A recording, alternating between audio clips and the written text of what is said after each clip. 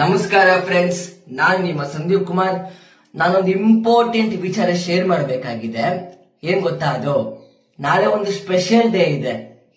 ಆ ಕಾಲ ಭೈರವ ಜಯಂತಿ ಅಂದ್ರೆ ನವೆಂಬರ್ 12, 2025. ಇದೊಂದು ದಿನ ನಾನು ಸ್ಪೆಷಲ್ ಪೂಜೆ ಹೇಳ್ಕೊಡ್ತೀನಿ ನಿಮ್ಗೆ.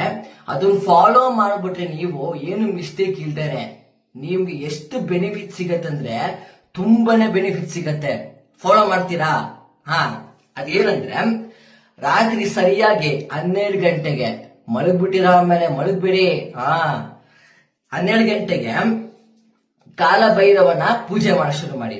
ಹಂಗಂದ್ರೆ ಈ ಜಪಮಾಲೆ ಇದೆಯಲ್ಲ, ತುಳಸಿ ಮಾಲೆ ಆಗಿರ್ಬೋದು, ರುದ್ರಾಕ್ಷಿ ಮಾಲೆ ಆಗಿರ್ಬೋದು, ಜಪ ಮಾಡಕ್ ಶುರು ಮಾಡಿ 108 ಸಲ ಓಂ ಕಾಲಭೈರವಾಯ ನಮಃ, ಓಂ ಕಾಲಭೈರವಾಯ ನಮಃ ಈ ಮಂತ್ರನ. ಆಮೇಲೆ ಇನ್ನೊಂದು ವಿಷಯ, ಶಿವಲಿಂಗ ಇದ್ದವರು ಶಿವಲಿಂಗಕ್ಕೆ ಅಭಿಷೇಕ ಮಾಡಿ.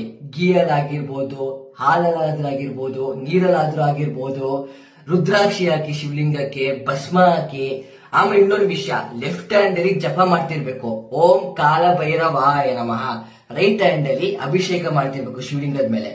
ಫ್ರೆಂಡ್ಸ್, ನಾನು ಹೇಳೋ ತರ ಮಾಡಿದ್ರೆ ಕಾಲಭೈರವ ಹೆಂಗ್ ಪ್ರೊಟೆಕ್ಟ್ ಮಾಡ್ತಾನೆ ನಿಮ್ನ ಅಂದ್ರೆ, ಎಂತ ಶತ್ರುಗಳಾದ್ರೂ ಸರಿನೇ, ಎಂತ ಪಿಶಾಚಿ ಆದ್ರೂ ಸರಿನೇ, ಎಂತ ದಾಕಿನಿ ಶಾಕಿನೇ ಆದ್ರೂ ಪರವಾಗಿಲ್ಲ, ಹೆಂಗ್ ಪ್ರೊಟೆಕ್ಟ್ ಮಾಡ್ತಾನೆ ನಿಮ್ನ ಅಂದ್ರೆ ಸ್ವಂತ ಮಕ್ಳು ತರ ನೋಡ್ಕೊಂತಾನೆ ನಿಮ್ನ ಕಾಲಭೈರವ.